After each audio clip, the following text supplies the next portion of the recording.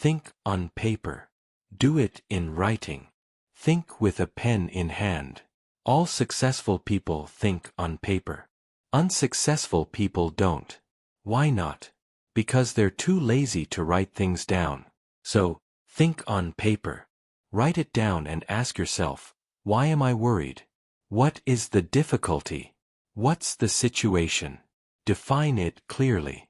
Remember what we said earlier. The mark of a genius is clarity. The mark of failure is confusion. Next, ask yourself, what are the possible causes? What could be all the possible causes? The natural tendency in our impatient society is to define the difficulty and immediately jump to conclusions with, let's just do this. Instead, act like a good doctor. They step back and say, okay, there's this pain, this problem, these symptoms. Let's figure out what could be causing them. What do you eat? What do you drink? What's your lifestyle? What kind of stress are you under? And so on. You'll find that 50% of your problems can be solved just by defining them clearly. Another 25% can be resolved by identifying the causes. Often, once you understand the cause, you can remove it, and the problem disappears. If you still haven't solved it by step 3 or 4, then move to the next. What are the possible solutions? Not just the logical ones. Go further. If you think of a logical solution quickly, ask yourself, and if that doesn't work? What else could I do? Roger Van Oche always said, search for the second right answer. When you find one, ask yourself, what's the next one? It's a powerful exercise. If your first solution fails, you already have a second ready. Ask yourself, what are all the possible solutions? What's the solution, and what's the opposite of that solution? What if we did nothing? What if we made it twice as hard? What if we tried something completely different? What if we stopped digging this hole and started a new one? What if we left this market, this job, or this relationship, instead of trying to fix it?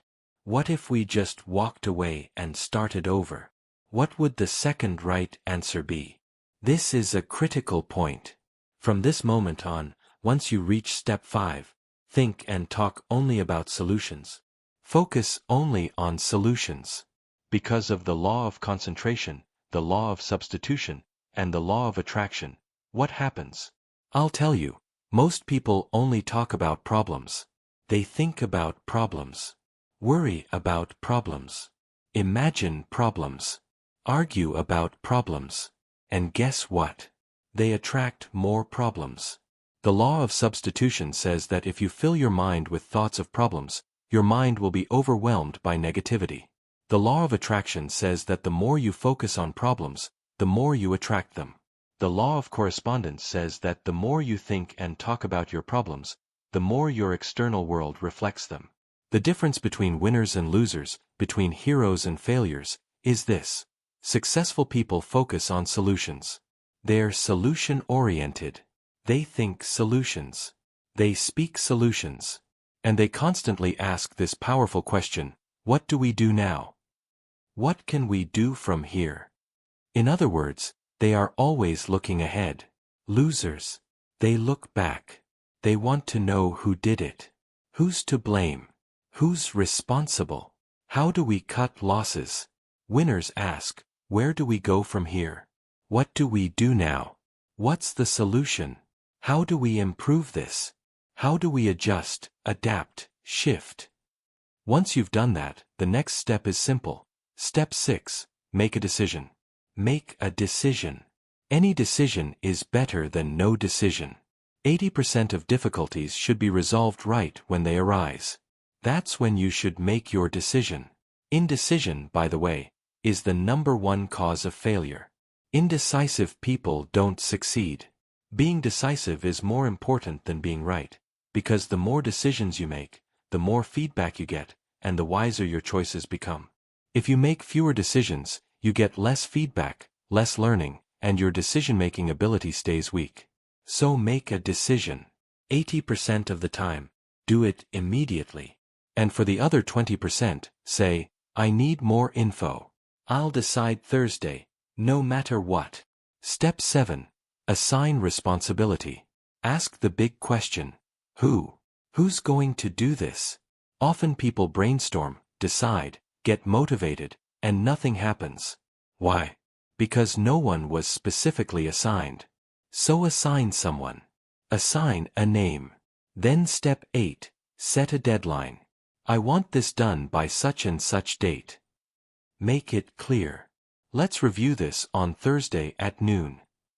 And once you've done that, step 9 is, take action. Begin. I read a time management study recently that said, 20% of tasks often deliver 80% of the value. So once you start, you're nearly done. Step 10. Inspect what you expect. Inspect what you expect. One of the most important rules of success. When you've asked for something to be done, follow up. Check it. Monitor it. Stay in touch. A friend of mine says, delegation is essential, but never abdication. Once you've assigned something and set the expectation, stay in the loop. If it matters to you, follow through. Finally, let's talk about one of the most powerful creative thinking tools ever developed. Great for work, family, or teams. It's called brainstorming. First written about by Alex Osborne in Applied Imagination, 1946. Brainstorming is incredible. Here's what you do.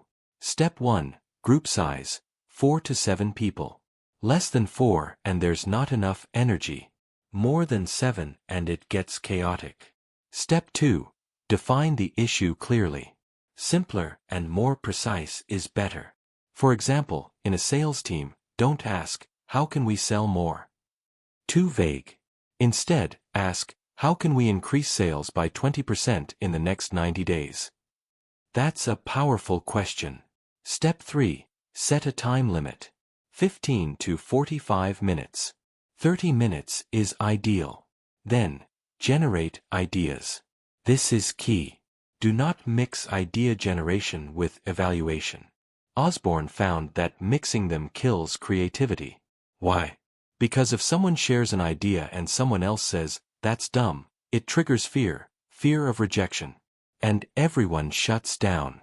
So, separate generation from evaluation with a time wall. During those 30 minutes, focus only on how many ideas you can generate around your clear question. Later, evaluate. Now, the leader's role? Not to dominate. Only to encourage. A good leader brings people together for brainstorming at least once a week, but doesn't control the conversation. Write everything down. Every idea. Some ideas won't seem great at the time, but later, when reviewing, one of them could be the breakthrough. One last thought on creative thinking. Intelligence is a way of acting. You can function at twice your current level of intelligence by doing what geniuses do. Be crystal clear about what you want. Focus fully on your goal, problem, or outcome. Keep an open mind. Stay flexible. Explore every possibility. Then, use systematic methods like the ones we've discussed. Try them regularly. Use them consistently. And you'll be amazed at how intelligent you truly are. You can have anything you want, if you want it badly enough. You can become anything you choose to be. You can achieve anything you commit to, if you hold on to that desire with unwavering purpose. Robert Collier.